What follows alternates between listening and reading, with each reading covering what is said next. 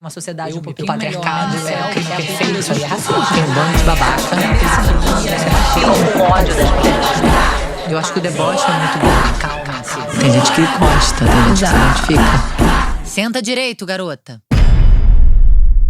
Oi, gente, esse é o Senta Direito Garota, eu sou a Juliana Amador. E hoje estou aqui, de par de jarros, com a Joana Cocarelli, que é jornalista, historiadora da arte, artista e praticamente minha prima. Ou sim. De bem Ai, pequenininhas, Jo, seja bem muito pequenininhas. bem-vinda. Obrigada, Joana. Tô muito feliz com esse reencontro, com você estar aqui comigo. Também tô super feliz, assim, com a oportunidade de estar aqui e contando… E a gente, sem querer, veio iguais, gente. Isso. É a sintonia do amor. Isso, a sintonia familiar, É isso aí. távica, né? Jojo me viu nascer, tá? né? Sim, mas… Ô, Jo, conta tudo. Conta um pouquinho da sua história, eu Uhum. acho, sua formação e a sua relação íntima com a arte, né? Sim. Na real, é aquela coisa que a gente até vai ver um pouquinho na frente. Eu sou filha de um arquiteto e artista visual. E assim, essa relação, né, é aquela coisa, você cresce vendo, né, o teu pai fazer desenho, né, e a casa toda que a gente morava tinha os retratos, os quadros dele.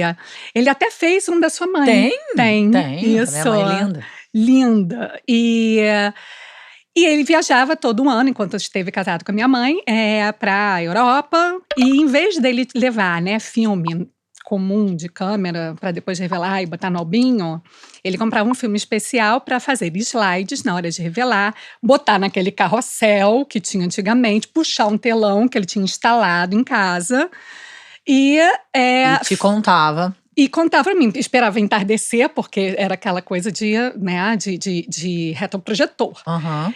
E botava aí meu irmão sentados e ele ficava passando as imagens, né? E como um artista não era tanta selfie, e era muito mais as obras e a arquitetura. E aí, bom, desde muito pequena, né? Além de ter esse artista em casa, eu ficava vendo e ouvindo ele contar as histórias dos pintores, dos escultores, né? Então, eu ouvi essa contação de história. Né? Você foi educada dessa forma. E aí, bom, na escola tinha educação artística, que eu achava sensacional, porque, assim, era uma coisa que nem toda escola tinha, que se aprendia história da arte e umas técnicas de desenho, era obrigatório. E você queria ser artista?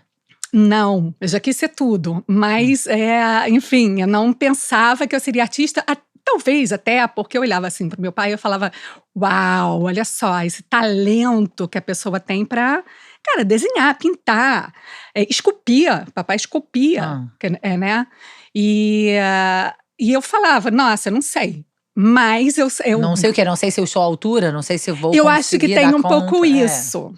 Eu acho que tem, até porque os pais da gente durante muitos anos são deuses, né? Então, assim, meu Deus. Mas a minha visão de mundo já era muito influenciada por ele, artística. Não sei se está no sangue, na forma que a gente ou se é, né? Sim. Bom, um pouco de tudo. Eu acho, um pouco de tudo. Então, aí, já tinha esse estímulo na escola, eu desenhava direitinho, até ganhei prêmio de artes lá no ginásio, etc. E aí, quando eu fui para a faculdade, tinha também, faculdade de jornalismo, tinha uma cadeira que era Antropologia da Arte, eu adorei. E aí, a professora puxou alguns alunos, eu fui para um curso de História da Arte em Roma e Paris, em loco. Então, isso também contribuiu. Se formou em jornalismo. Virei jornalista, e aí eu equilibrava uma carreira entre, assim, coordenadora, gerente de comunicação e marketing, que é uma coisa bem, né, corporativa. E eu começou a internet, os blogs lá nos anos em 2001. E aí eu comecei a sair e ir para festivais de música e falei, cara, e comecei a escrever, porque me inspirava. Escrever sobre música? Escrever sobre arte em geral. Começou com música eletrônica. E aí eu ia nos festivais, aí eu escrevi um dia e falei assim, sabe? Eu vou mandar para aquele site de São Paulo que eu leio de vez em quando. Eles gostaram e aí eu comecei então uma carreira escrevendo para vários sites e não só mais sobre música eletrônica, mas sobre performances artísticas, sobre culturas alternativas, comportamentos alternativos,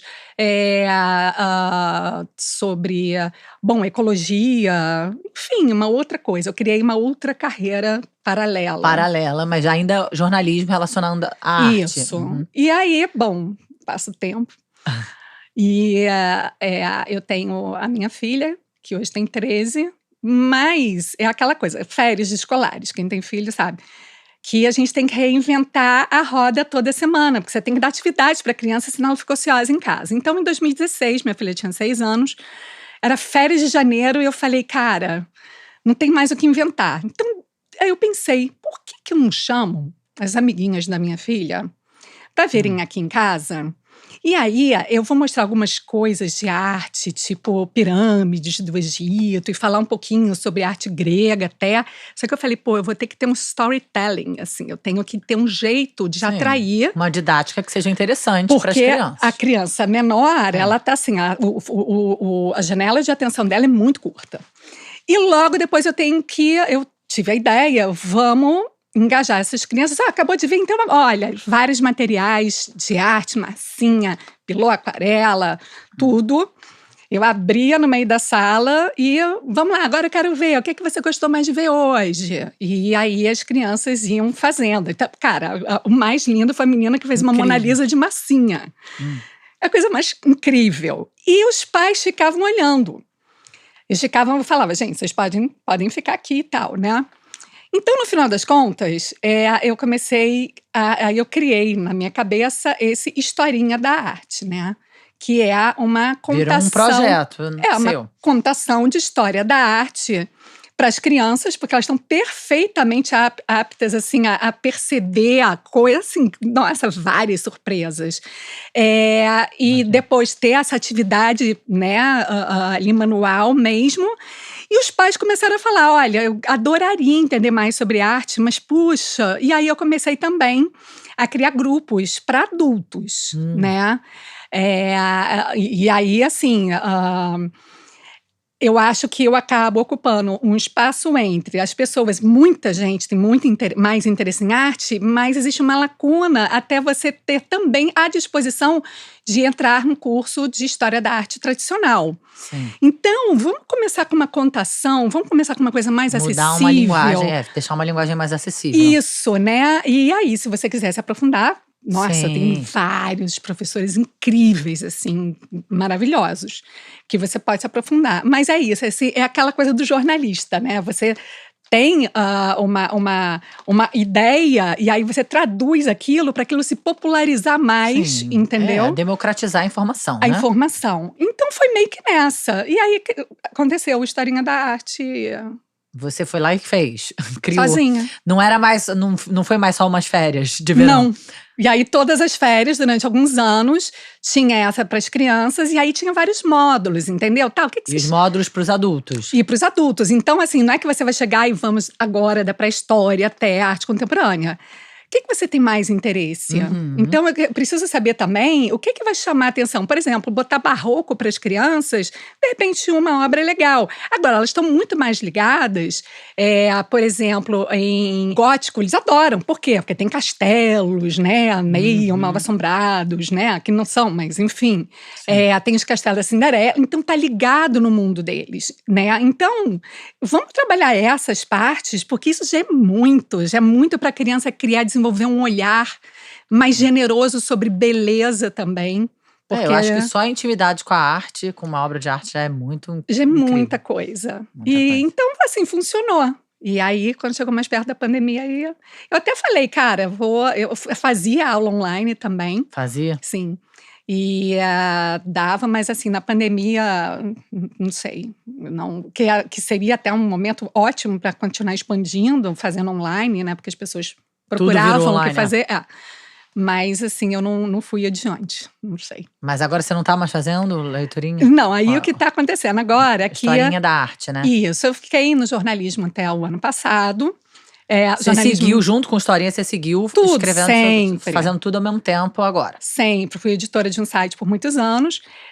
Mas eu falei assim, agora nesse momento da minha vida, com os meus cabelos brancos, eu acho que eu quero, assim, o jornalismo não está mais me seduzindo. Para mim, né, é mais difícil, quer dizer, para mim que sou old school ali de jornalismo, assim, eu não estou mais conseguindo, não estou mais inspirada.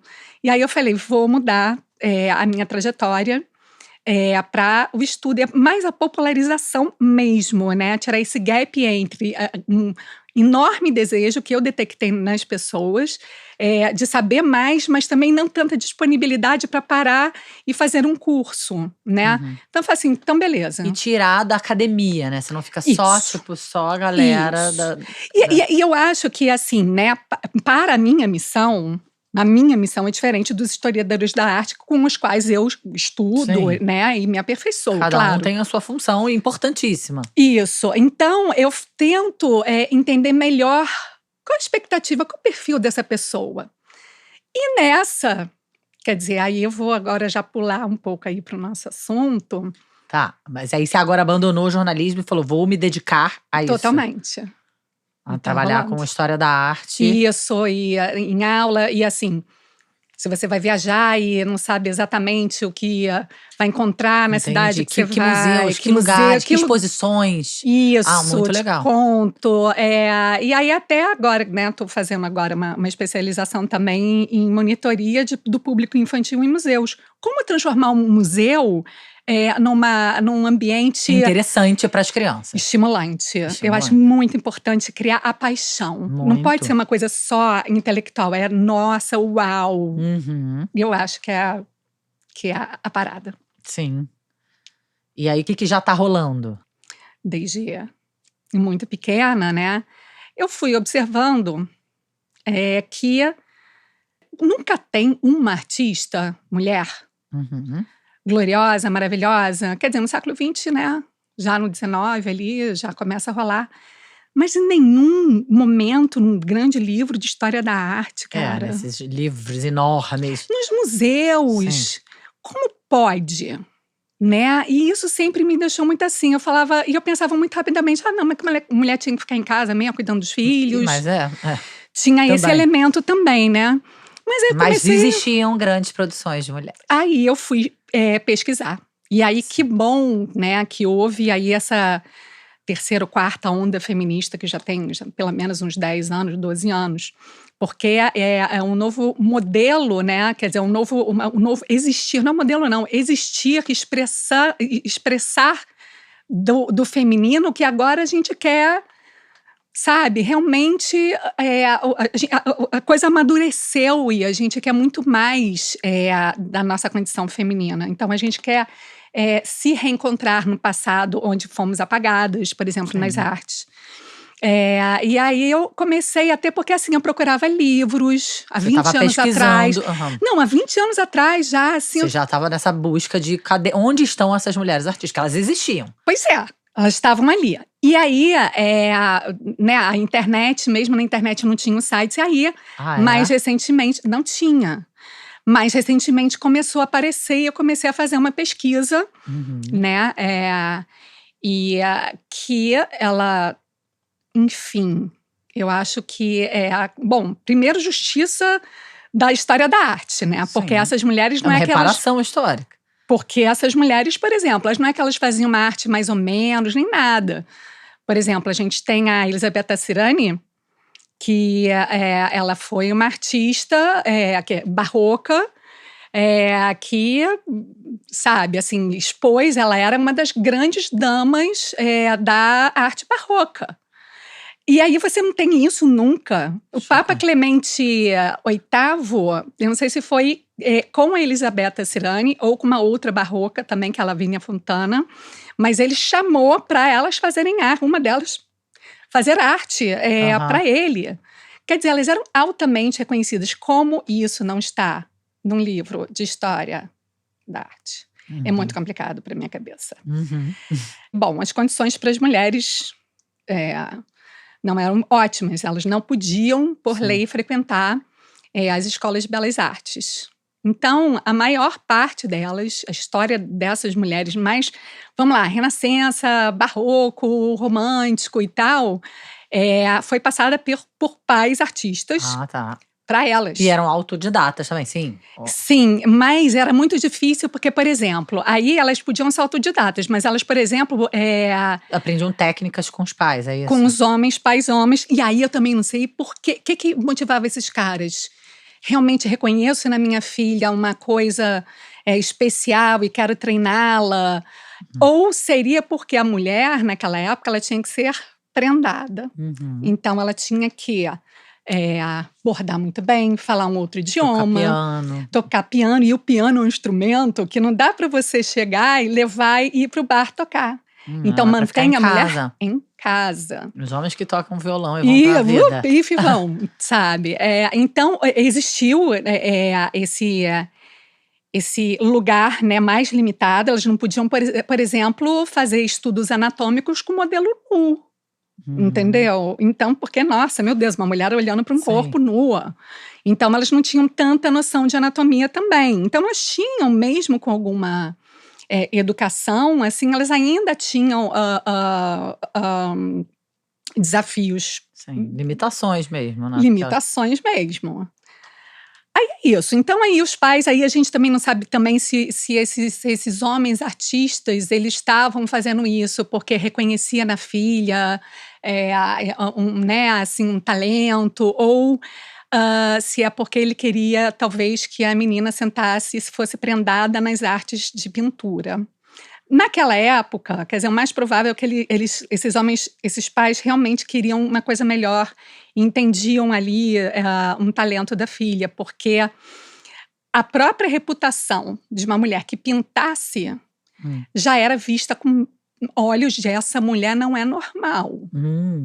Essa mulher é uma meio bruxa, meio rebeldezinha, porque o gênio, e aí é um negócio bem brabo, né? O gênio cabia aos homens. Então, por exemplo, acho que um exemplo muito bom disso é que a Lavínia Fontana, ela era maravilhosa. Italiana. As primeiras eram mais italianas, depois, né, porque ali também era o boom das artes. Berço das artes, era concentrado na Itália. E aí a Fontana, ela brilhava e as pessoas... Qual é a história da vida dela? Também era filha de artista. O pai dela era um super artista. Ela tinha essa educação. E era, assim, muito, muito boa. E era uma retratista muito interessante, muito famosa. E aí, um dia, ela resolveu que ela ia fazer o retrato de uma menininha, que o retrato se chama Latonina, que era uma garotinha que ela tinha aquele problema de pelos no rosto, tá? E a garotinha era, obviamente, assim, super zoada, né? Tinha um preconceito gigante, era um bicho de circo. Sim. E ela, grande... como uma aberração. Uma aberração. E aí, ela... Como é que a Lavínia Fontana, de repente, chega e fala assim, não, eu quero retratar essa menina quando ela retrata as grandes damas, né? E pessoas superpoderosas. Uau! Ela estava botando, de repente, alguma coisa ali em risco para ela. Mas ela foi e fez o retrato. E foi um retrato... Essas pessoas que tinham essas diferenças, elas eram realmente tratadas como animais. Como bicho. Isso, como bicho. E a Lavínia, ela fez um retrato da menina com espelhinhos, só que com dignidade de uma mulher que teve 11 filhos. E só ficou com 3, todos eles morreram. Então, ela tinha aquele sentimento pela criança, e ela própria se sentia, de alguma forma, e diziam às vezes para ela que ela devia ser uma bruxa, uma aberração, alguma coisa assim. Então, é muito comovente você vê ela desafiar ali, poxa, para você manter como mulher ali uma reputação, uma estabilidade naquele tempo, e de repente ela arrisca Sim, foi muito subversiva. Muito. De retratar uma pessoa que era marginalizada. Mas com dignidade. Ela era uma ela garotinha. Humanizou. Humanizou. Mas era uma criança? Era uma criança, Ah, tá. Uma menininha. Então, assim, tem isso. Já era muito subversiva. Super. E a arte como política de inclusão social, né? Isso. Então, bom, outra, por exemplo, que a gente pode... E ela é uma artista esquecida, assim. Não tem, gente, é isso que eu falo. Não é, o que é? Vamos lá, pensa comigo, como mulheres tão fantásticas, com obras tão incríveis... Não estão nos museus. Sabe? E aí existe também, vamos problematizar aqui a situação realmente da mulher artista. Assim, aí sim, fazendo uma linhazinha do tempo, né? Acredita-se, ainda não é comprovado, que as primeiras obras, né, de arte rupestres das cavernas foram feitas por mulheres. O filósofo romano Plínio Velho, ele chegou, um pouco depois do nascimento de Cristo, né, que ele viveu, ele chegou a relacionar artistas da arte grega e romana. Quer dizer, a gente olha assim, entra no museu que tem as esculturas e tem aquela... E a gente acha que só homem produziu. Não! Tinha uma relação enorme, mas com a queda de Roma, esses nomes foram esquecidos. Durante a era medieval, as mulheres faziam, isso é interessante que vai ter um desfecho, elas faziam tapeçaria, elas faziam artes, mas só a pintura era considerada realmente a grande arte, a escultura e tudo. Mas elas faziam isso. Mas aí era prendada, né? Vamos dividir assim, o que a gente reservou para as mulheres. Artesanato. Isso. Não vamos enaltecer muito, porque a gente precisa manter esse sistema, né, de opressão, né, para o mundo funcionar dentro do patriarcado. Então, elas ficaram, aí teve a Renascença, que aí começou a aparecer a Sofonismo Anguissola, que era uma... Isso, do Renascimento para o Barroco. Ela era uma garota que a família ajudou a procurar. Ela não tinha o pai artista, mas a família falou, então, a gente vai colocar você para ter treinamento com alguns ateliês. Sim. Ela pintava muitas cenas domésticas, porque era o que ela via, né? A mulher tinha que ficar dentro de casa. O cotidiano dela. Isso. E aí entra uma coisa de sororidade. A Sofonisba tinha várias irmãs, ela ensinou as irmãs a pintar, quer dizer, ela foi captar fora de casa essa técnica e tudo, mas ensinou, quer dizer, poxa, isso está sendo tão bom para mim. Ela não se casou, não teve filhos, e foi para a corte do Filipe II da Espanha ser a artista oficial dele. De novo, eu vou ficar perguntando, como é que isso não está nos livros de história da arte, gente? É grave, né? A gente também tem a Elisabetta Sirani, que é uma mulher que também não quis se casar, ter filhos. Ela preferiu assumir o ateliê do pai, ela também teve uma educação, né, de arte passada pelo pai, que também era pintor.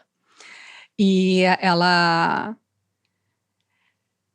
acabou assumindo o ateliê do pai, quando o pai ficou doente, morreu.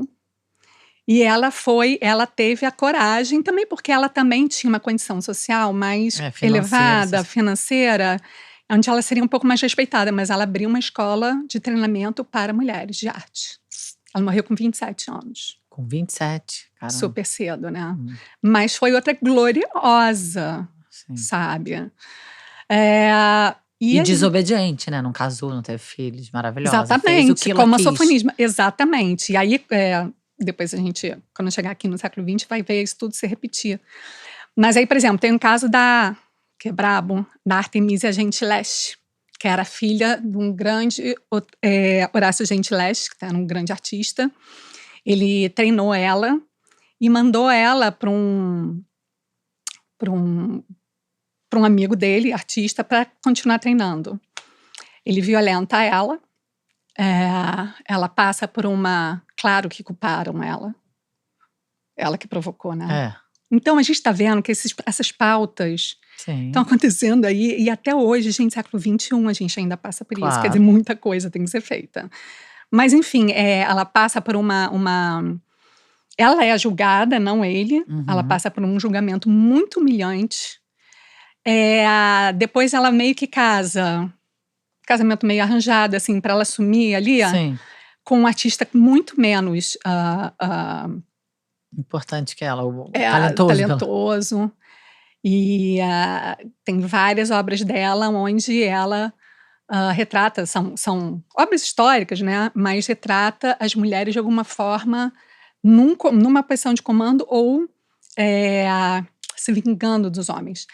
A Elisabetta Cirani tem uma muito forte, que é a Timocleia matando o capitão Trácio, que é uma história que teve, né, que dizem, né, que Alexandre o Grande, ele tinha ali a tropa dele e tal, e aí um capitão dele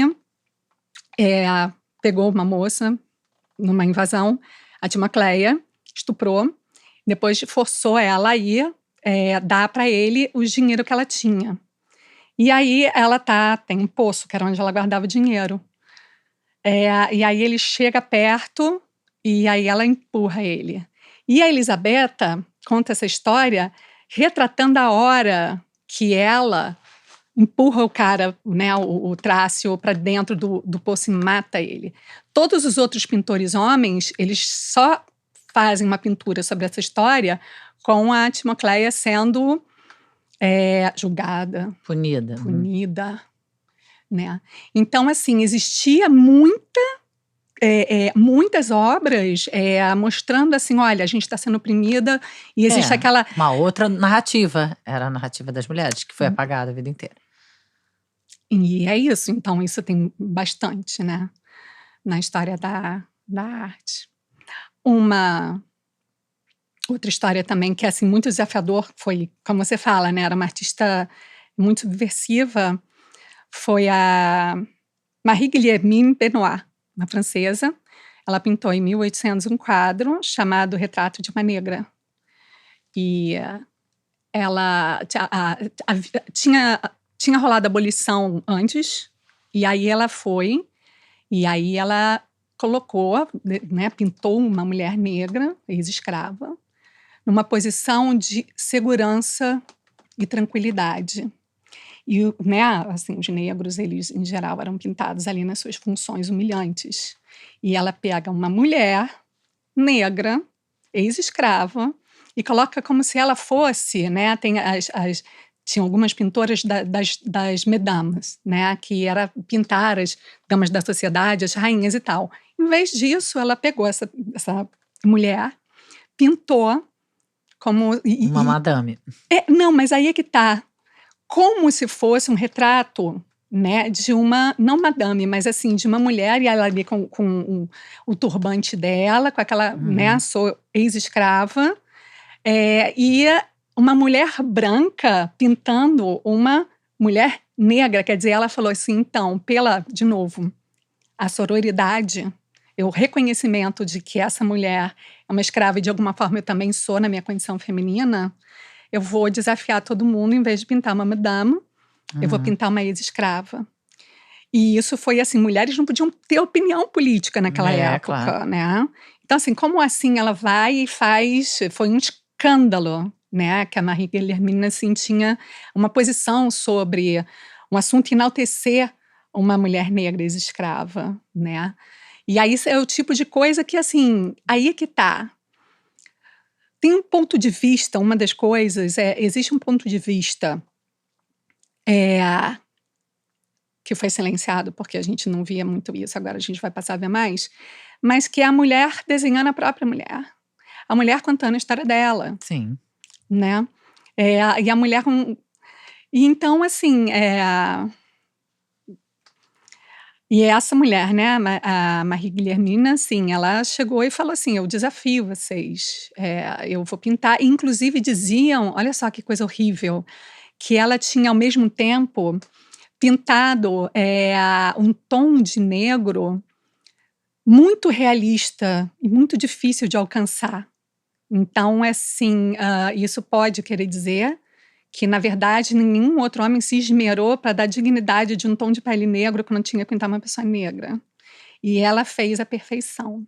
Então, tecnicamente, o quadro foi, assim, um sucesso. E por aí vai, tem muita história, né? É isso que eu falo, a contação de história da arte. Nesse curso, você já organizou esse curso? Já.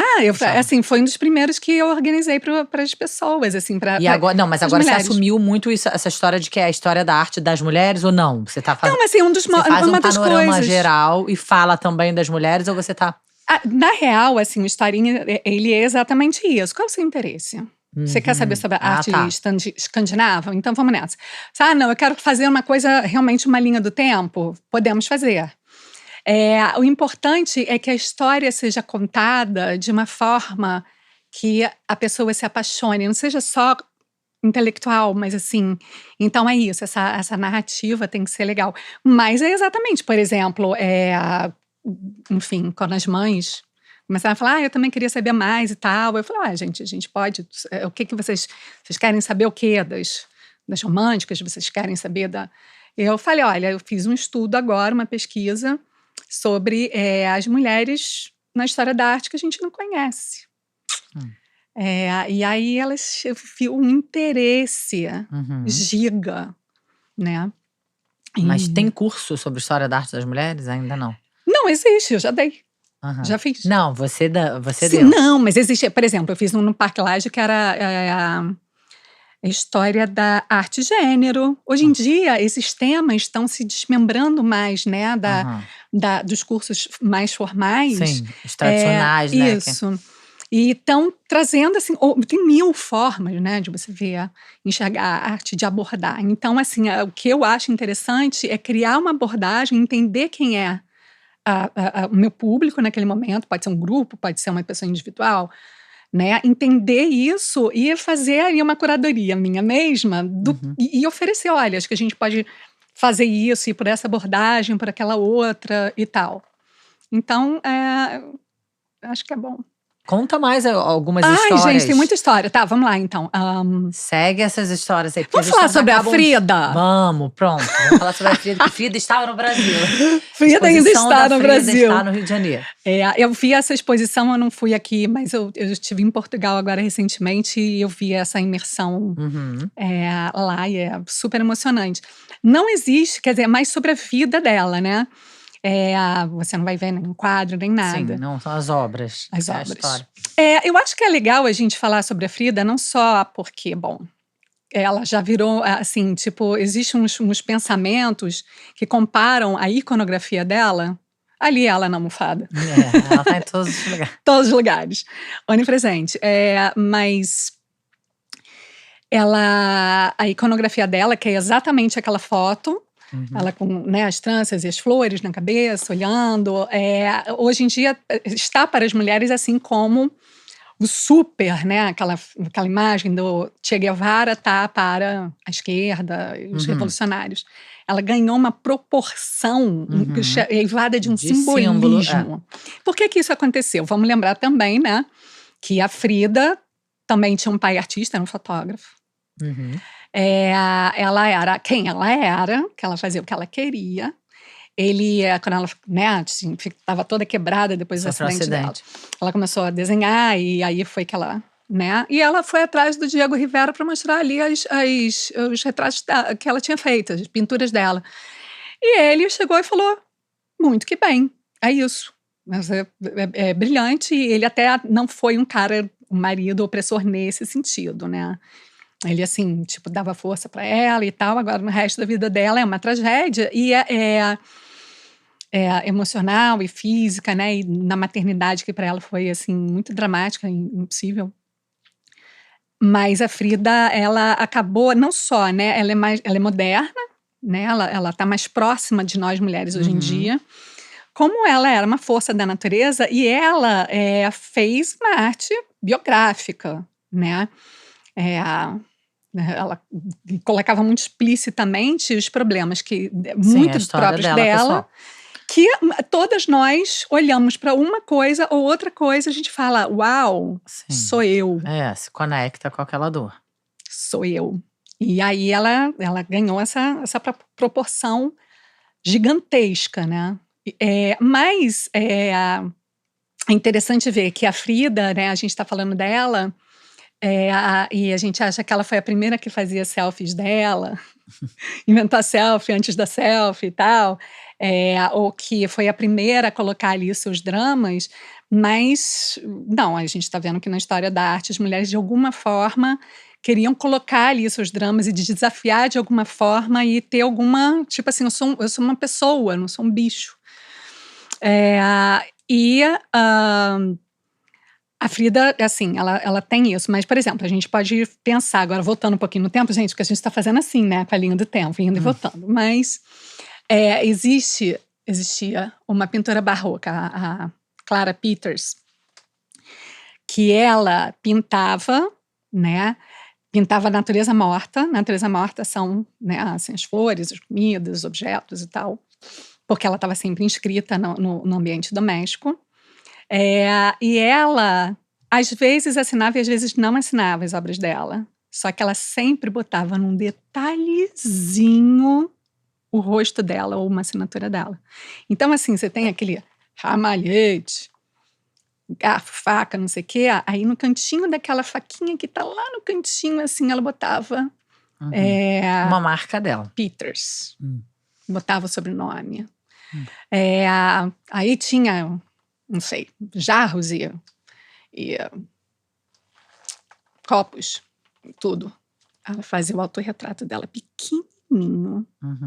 Se você olhar assim e não prestar muita atenção, ou alguém não te dizer, alguém não te disser, você não vai enxergar. Então, é aquela coisa assim, eu existo, eu tô aqui. Mas ela não podia assinar, será? Não, olha só, pois é, além de tudo, de ter sido vetada as mulheres ao longo de muitos séculos, a educação em arte formal, existia também aquilo que era o seguinte, as artistas existiam, elas assinavam seus quadros, quando elas morriam, substituía pelo nome do marido ou do irmão, e que roubava, né, aquela marca dela, roubava a arte dela. Sim. Bom, algumas trabalhavam, né, e o marido realmente assinava e elas ficavam quietinhas. Tem até um filme com a... ai, meu Deus... com a Moça Adams, enfim. Que é o filme Big Eyes, que é uma história do século XX que um cara, que era o marido dela, ficou super famoso por causa das pinturas dela. Isso. E aí ela, tipo, eventualmente conseguiu falar, olha, não, sou eu que faço e tal. Então, existia também esse apagamento. Essa coisa, não, você não pode. E essa pecha, né? Nossa, mulher não é normal, uma mulher assim que pinta e tão bem, isso é coisa de homem. Por exemplo, a Lee Krasner, agora aqui no século XX, né? Ela foi mulher do Jackson Pollock.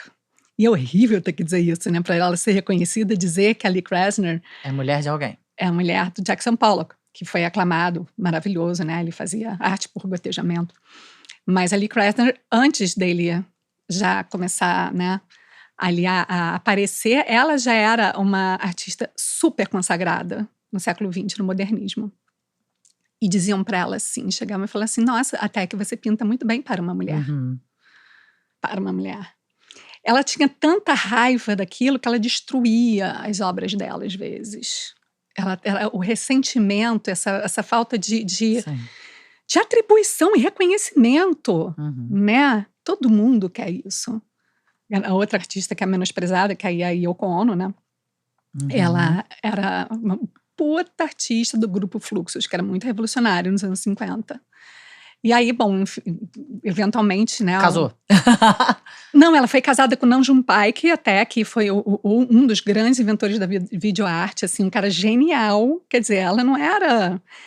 E é japonesa, morando em Nova York, eventualmente, ela foi... fez uma exposição dela, né? E ela é uma pessoa das performances, tipo Marina Abramovic e tal, e de instalações e peças que você vai ler e você vai interagir com ela e tal. E aí, eventualmente, o John Lennon foi dar uma olhada ali na montagem da exposição dessa artista super incrível e tal.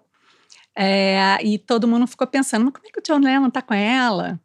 E falou assim, ela tá com ele por dinheiro e fama. Primeiro que no mundo das artes ela já era famosa, mas não tinha a projeção, por exemplo, do ex dela, do Nam June Paik. Não falava muito sobre a Yoko. Segundo, que ela, se estavam achando que é porque ela queria grana e fama, etc. Bom, a fama ela não conseguiu, porque ela foi responsável na cabeça de muita gente, né, pela separação dos Beatles, o que não é verdade. Já fiz uma pesquisa sobre isso tudo e já fiz uma boa, linda matéria sobre a Yoko Ono e não era isso. Mas ela era herdeira do Banco do Japão, entendeu?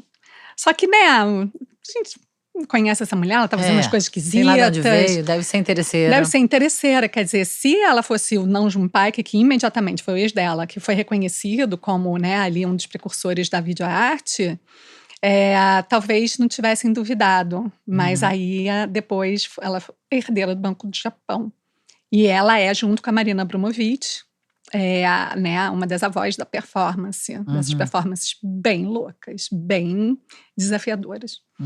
É interessante pensar que a performance, ao meu ver, ganha mais destaque quando é uma artista mulher. É verdade. O uso do corpo, né?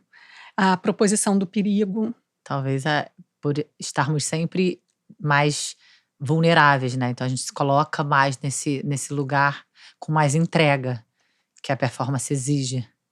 Com total entrega. Por exemplo, imagina, por exemplo, da Yoko Ono, uma performance que ela fez, ela foi, botou uma roupa de papel e deixou uma tesoura. E as pessoas podiam usar e recortar a roupa dela e tal. Ela passiva, japonesa mesmo, sem zaça, sentada lá. A Marina Abramovic fez uma ainda mais perigosa. Eu lembro. Mas, enfim, aí as pessoas queriam, assim, cortar aqui para parecer uma mamilo, né? Cortar a alça, sabe? Dar uma esculhambada ali. Já que dá para abusar, então é isso. Ela não fez nada, ela ficou sentada. As pessoas aqui foram, né, tomadas por uma animosidade. Então, já que dá para fazer, vamos fazer. Isso revela muito. Isso é arte conceitual. Eu acho que é extremamente importante, inclusive, um parênteses, haver muito mais debate e deixar as pessoas muito mais familiarizadas com a arte contemporânea. Quem tem medo da arte contemporânea? Uma vez eu entrevistei um amigo meu que é um artista, um fotógrafo, e a gente ficou debatendo isso, né? As pessoas sentem muito, eu não entendo isso, isso tudo tem que ser desmistificado. Mas não entende porque não quer ser provocado, né? Porque é uma arte absolutamente provocadora. Para isso. E como é que você vai querer, na história da arte, é bom a gente dar uma pensada nisso bem, como é que você vai querer que os artistas, até os modernistas, né, tinham vários, assim, continuassem apenas dentro de uma tela, ou apenas fazendo, pintando imagens, mas da tradição helenista, que é a tradição grega de beleza e proporção, depois de 2 guerras e de uma Segunda Guerra Mundial. O artista, né, e as artistas, principalmente no campo feminino, como diz um poeta americano chamado Ezra Pound, é a antena da raça. Então, talvez ele nem saiba muito bem porque ele está fazendo aquilo, mas... captando. Está captando, está expressando. E depois da Segunda Guerra, cara, a arte realmente se tornou uma coisa que sai da tela, né? As ideias, assim, já... A coisa conceitual começou a ser muito mais importante. A ideia, as ideias. Mais importante do que a própria, né, ali, beleza e, assim, começou, tudo é possível. Meu filho também podia fazer isso. Não podia. Seu filho não podia fazer essa peça. Porque a gente botou, como do Champ, né, que para mim é o cara do século XX. Botou só o bigodinho ali na Mona Lisa e é arte, Por quê? Porque ele subverteu ali aquela coisa daquela aura, né? Aquela majestosa arte antiga. Ele tá falando assim, não, olha só, então vamos descer do degrau porque a arte pode ser mais. Então vamos dar uma ridicularizada no ícone, né, da arte e tal. É importante haver essa leitura e nessas mulheres passam a ter muito mais lugar. As artistas, se torna mais fácil você se tornar uma artista e ser vista, né? porque ela passa de ser, se torna muito mais multicultural depois da Segunda Guerra. É aí realmente que meio que tem ali uma linha que é meio o término do modernismo e começo do pós-modernismo ou arte contemporânea. E as mulheres, elas começam claro que já conquistamos o voto, já conquistamos mais autonomia financeira, já podemos um pouquinho mais dizer que, de repente, a gente não quer o papel tradicional. Né? E aí existe emergem assim, muitas mulheres artistas negras. Quer dizer, a coisa é assim, multigênero, é multicultural, é outra coisa, né? Então é um momento onde as mulheres artistas ganham uma projeção Já muito são grande. reconhecidas. Começam a ser mais reconhecidas. A partir do modernismo, ali até no impressionismo, né? Assim, começam a aparecer mais mulheres fazendo arte impressionista. America Satt, por exemplo, é uma. Ela gosta muito. Aí é que tá uma coisa que é legal, de repente, falar. As mulheres começando a contar a própria história das mulheres. Então, assim, a America Satt, ela fazia aquela cena, por exemplo, de mãe e filho, lavando o pezinho do filho. Não sei se um cara faria representaria uma cena assim. Tamara de Lempicka, de Varsóvia, ela era a melindrosa, anos 20, assim, e assim, as imagens dela são super Art Nouveau, com traços bem fortes, contrastes maravilhosos, cores, e ela retratando mais mesmo as mulheres de cabelo curtinho, que estavam andando de carro, e ela falava, nunca eu ia conseguir parar e ser feliz tendo um papel tradicional. Eu gosto de trabalhar, eu quero pintar, eu quero viver. Então aparecem essas figuras mais vibrantes e elas começam, né, a ser mais respeitadas daí. E aí ela coloca assim, né? Mulher pinta mulher, ela se pintava, mas pintava outras também. E aí é uma pintura, por mais, por exemplo, até que as pinturas da Lempicka sejam muito, assim, muitas mulheres sexys, mas não era um sexy objetificante. Sim. Era assim, olha só como nós somos belas, mas uma mulher se sentindo. O olhar da mulher sobre a mulher é bem diferente do olhar do homem. Totalmente. Eu adoro, assim, né, na coisa da história da arte, porque não só é uma maravilha você apreciar, se for beleza, se for político, se for desafiador. Mas existem histórias por trás disso, que você pode entender o mundo, em vez de pegar um livro de história geral, você vai entender o mundo, e principalmente a história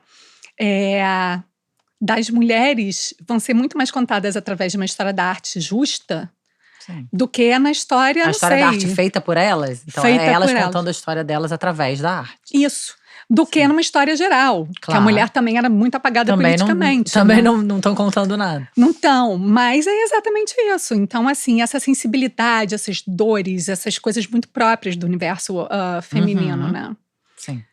Eu vi entrevistas com a diretora do Museu da Mulher, com você. Cara, que fantástico, é isso. Mas a gente tem que resgatar toda a história, entendeu? E, assim, dá muita força mesmo para as mulheres artistas, porque elas têm muito a dizer. Pela história da arte, a gente só contou metade da alma do homem. Sim. Porque só homens né, aparecem. Metade da história da humanidade, só homens que contaram. Isso. A gente não contou. Por isso que eu tô tentando contar isso que eu faço aqui no programa. Não, exatamente. Contar a história das mulheres, entendeu? É uma reparação. É uma reparação, né? E aí, assim, dá muito... A gente quer ser, né? Eu aí, como uma artista, né? Eu faço colagens. Você nem falou da sua arte. Fala um pouquinho antes já. Doideira. Sei lá, eu desenhava muito bem na adolescência e tal. E aí, sei lá, em 2008, eu entrei numa que eu precisava criar uma imagem. E aí eu peguei revista de moda. E... enfim, né, e um papel cartão preto, e comecei a montar, né, colagens, de papel e cola mesmo, que nem Jardim da Infância. Sim. Picasso falava, né, todo homem nasce artista, a gente deixa de ser artista quando cresce. Então, aquela criança Jardim da Infância que estava em mim, Aí eu comecei a fazer compulsivamente, não parava, né? Eu trabalhava, né? Mas ainda não tinha, né, a minha filha e tal, quer dizer, eu ainda tinha Mais tempo. mais tempo. É. Mas assim, eu comecei a colocar num site, na internet, o Flickr na época, e aí eu comecei a receber. Pedidos.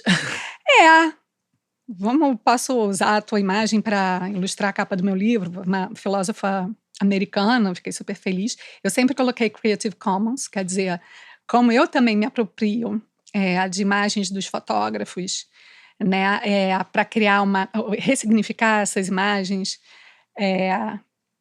dentro do meu imaginário, eu também permito que as pessoas peguem e usem, né? Mas a maioria das vezes, assim, eu ilustrei um livro inteiro, né? O Liberdade Até Agora, que eu fiz com o Márcio Debelian, grande, muito meu amigo, e me chamou, me É nosso convidou. amigo também, você Ah, sabe disso. mentira! Meu irmão de Oiá. Isso! Ótimo! Eu ia sair hoje com ele, aí desmarquei, olha, não vai dar. Mas sim, então, assim, ele me chamou, eu ilustrei o livro todo, fiquei super contente. Aí veio o site da Lilian Patti, quis fazer uma entrevista comigo, porque eu uso bastante imagens de revistas de moda. Minha mãe trabalhava com moda. Então, assim, gente, tem muita influência. Eu tenho, levo muita influência aí de pai e mãe. Mas é isso. E aí, enfim, participei de exposições, já vendi na Europa. A brincadeira, então, ficou. Pois é, entendeu? É uma das coisas que eu faço. Eu falo que se eu fizer só Ainda uma você ainda coisa. tá fazendo. Eu parei durante alguns anos, não conseguia mais. Bloqueou. botar. Produziu, colou, e agora. E aí, assim, a última série que eu fiz, eu até mandei para ali, né, um concurso de um festival internacional de colagem que rolou na Eslovênia. E aí, né, vamos ver se eles gostam. Mandei imagem, aí fiquei, sei lá, eram 8.000 candidatos do mundo todo nesse quesito colagem. E eu fiquei entre os 52 escolhidos. Então, eu fiquei muito feliz.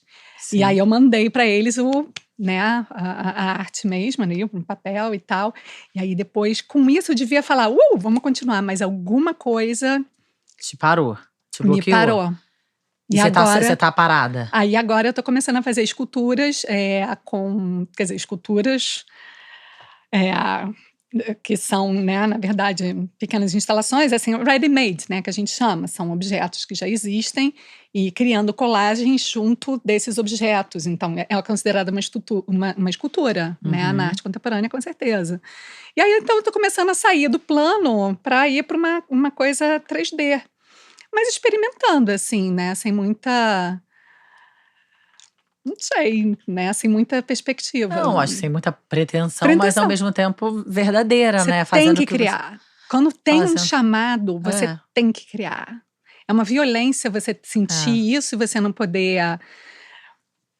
Né, assim, ao longo da história da arte, as mulheres, muitas devem ter sentido esse chamado, mas assim, eles não tinham condição, não tinha apoio da família, não tinha nada, né? Então deve ter sido muito dolorida, além de tudo, para as mulheres que nunca puderam se realizar, né, como a Sofonisba, como a Mary Beale, como todas elas que eu citei ali, né?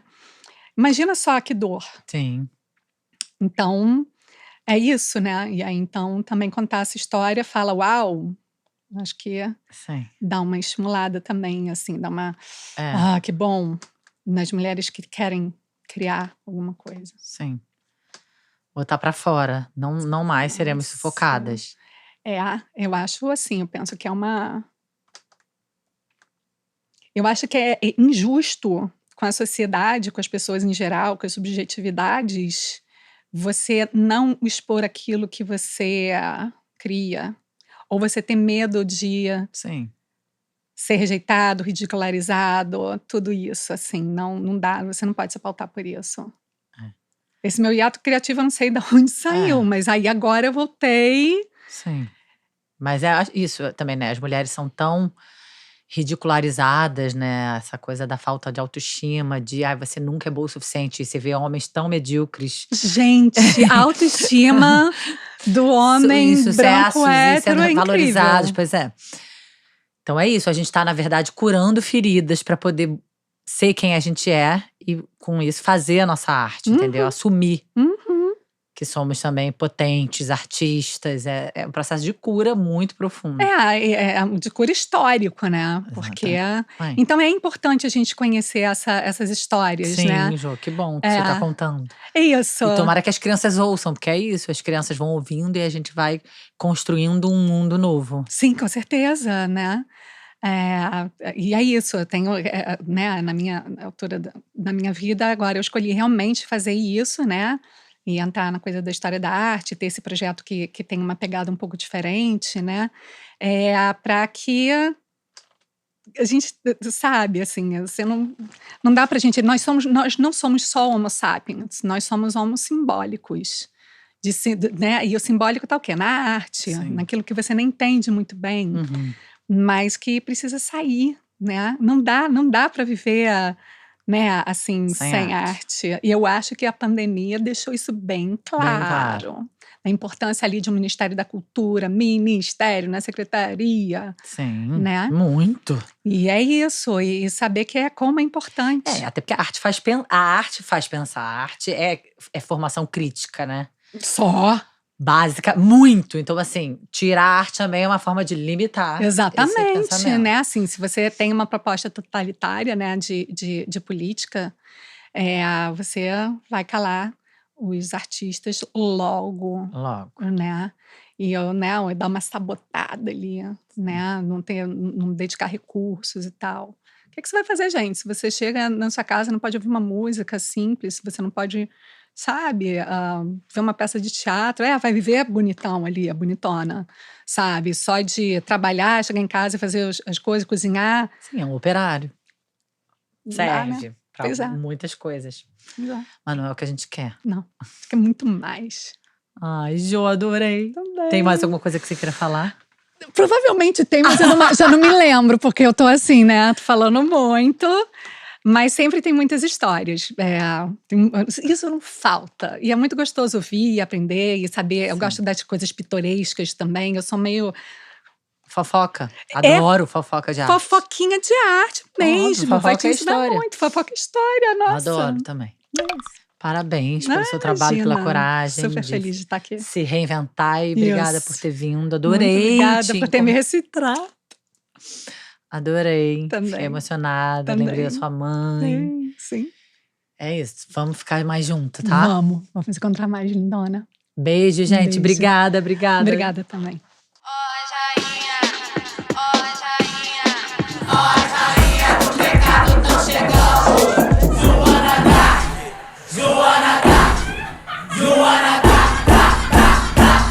Senta direito, garota.